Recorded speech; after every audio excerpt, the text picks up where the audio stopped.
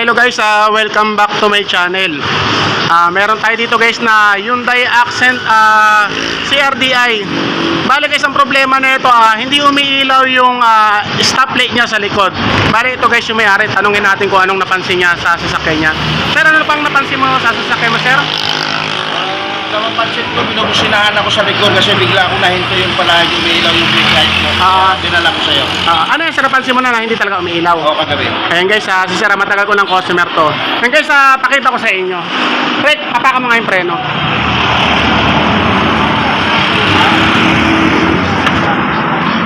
Apak! Bitaw! Apak!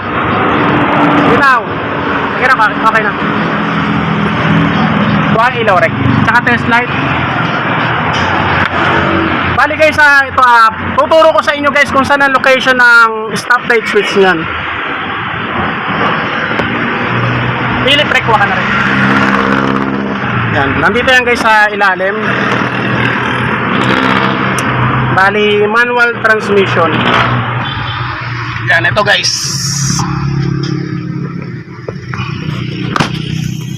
Yan, ito guys yung stoplight switch. Yan guys, titingnan natin guys kung mayroong supply.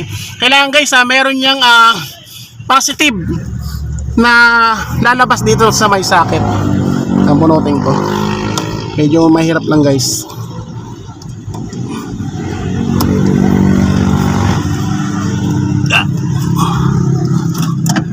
Wag na rekto.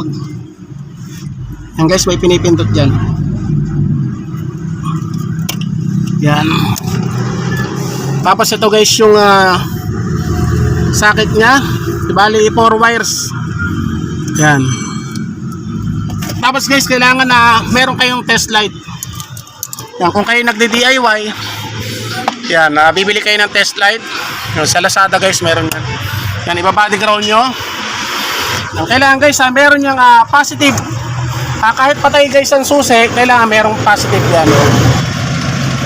Ito guys, kapag sabay hindi umilaw ang stoplight nyo, ibig sabihin na stoplight switch lang ang sira nyan.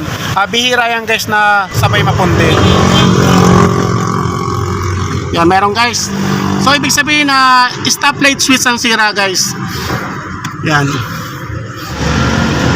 Yan guys, kapag 4 wires, wag nyong irerekta. Ang importante guys, meron siyang positive na lumabas. Ngayon guys, ang gagawin natin, re-repair natin yung switch. Tatanggalin ko guys. Yan. Tanggalin natin guys, 14 na yabe o 14 yabe. Yan. Luluwagan nyo guys. Tapos meron yan dito sa likod na 14 na nuts. Yan. Bali ito guys yung stoplight switch. Ito guys, re-repair natin to. Bubuksan natin guys. Sana ma-repair natin. Halika.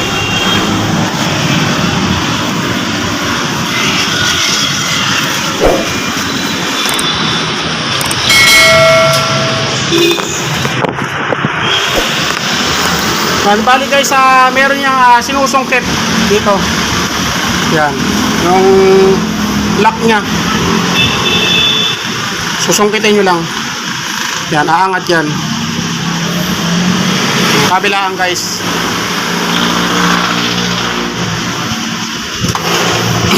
Yan, ito sir, oh. Ito ang re-repair natin, stoplight switch. Okay. Yan. Bali, ito sir ang contact nyan. Galit. Yan.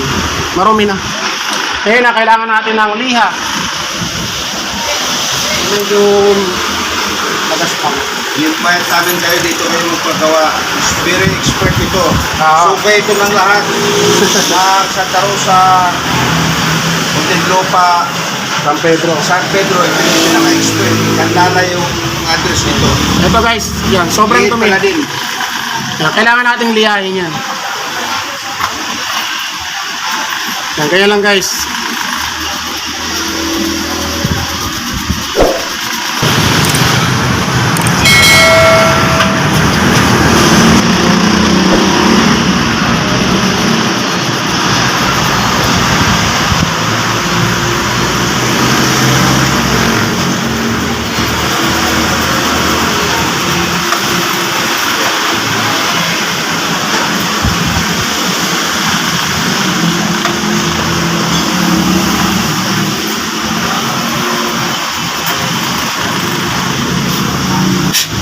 Yan guys, pag nalihan nyo na, i-adjust nyo ng konti ito.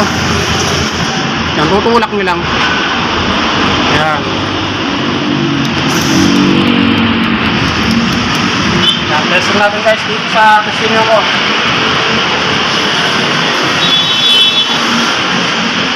Yan guys, yung indicator. Yan, hanapin natin yung contact nya.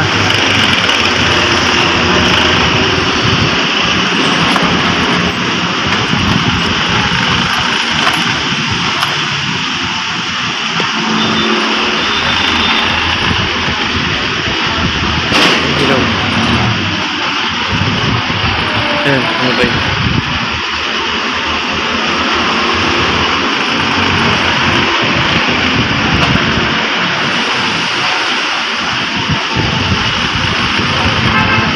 Yan guys. Yan, okay na. Tapos ito guys, liyahan din natin itong nasa ibabaw para sigurado kasi baklas na rin naman eh.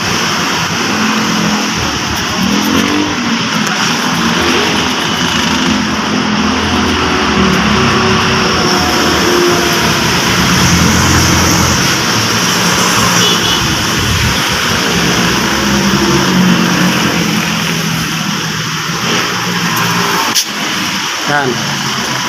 Yan, testing din natin to.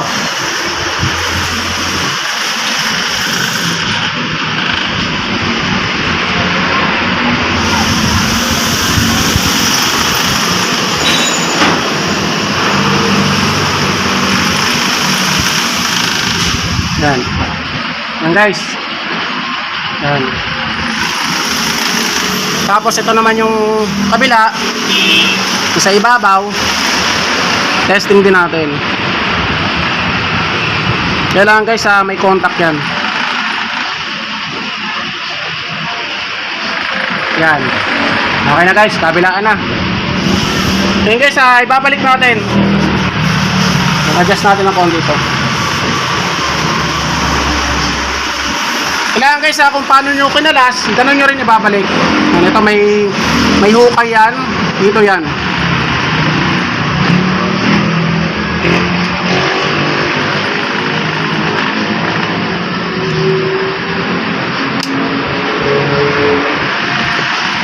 Yan, testing natin.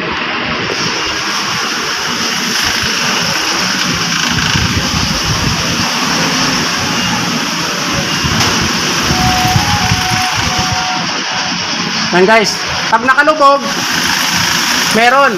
Yan, lubog. Meron yan. Ngayon, ito naman tayo sa ibabaw. Kailangan guys, nakailaw yan. Yan. Nakailaw guys. Ngayon ilulubog naman natin, dapat mamatayan. Tingnan. Yan. Yan guys, okay na. Yan. Okay. Ngayon ikakabit na natin.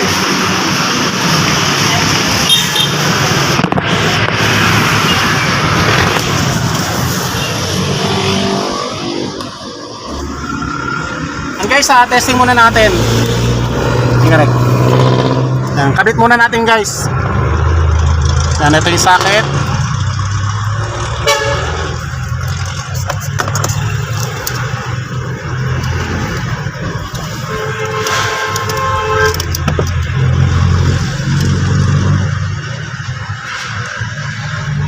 Yan, tingnan natin ito. Sabi ko, ano ba?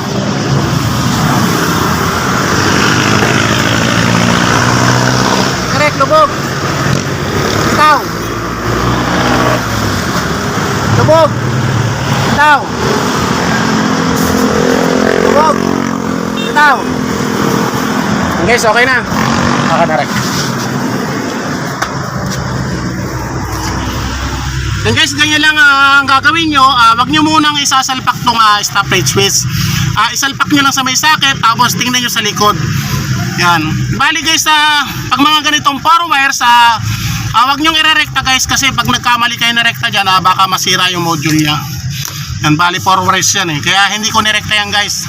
Ang gagawin nyo lang, buksan nyo lang stoplight switch, linisin nyo, sapalaran yung buksan ng stoplight switch. Di bali maglinis kayo ng stoplight switch, wag nyo lang irerekta to mga to, kasi delikado yan guys. Yan, baka magkamali kayo na rekta. Yan. Bali guys, okay na, na-testing na natin, tinesting natin nang hindi siya nakakabit dito sa may lagayan. Kaya yung gagawin ko rito guys, isasalpa ko na to, tapos may settings pa kasi to guys. Hindi pwedeng masyadong tukod. Kasi pag masyadong tukod yan guys, maninikit ang preno niyan. And guys, papakita ko sa inyo mamaya guys, kapag naisalpa ko na, testingin na namin.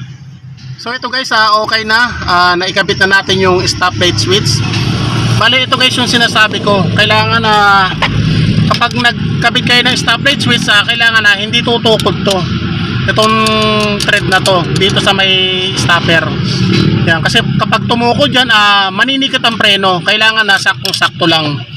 Yan guys, medyo may clearance siya ng konti. Yan. Yan, tapos guys, pinalitan ko na rin ng stopper. Yan, ito kasi guys ang nakasalpak sa kanya kanina bago namin gawin. Yan, nilagyan ng tornilyo. Yan, minsan guys, ito ang nakakasira ng dulo ng stoplight switch. Yan, nabubusalsal kasi nga medyo siya magaspang. Kaya pinalitan ko na rin guys ng stopper ito.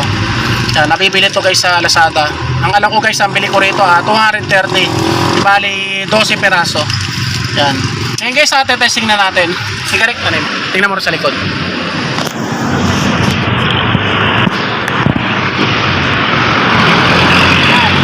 Meron. Dapat ko sa ilaw. Ilaw. Wala. Yan. Meron. Kabila. Meron. Ilaw. Wala. Meron.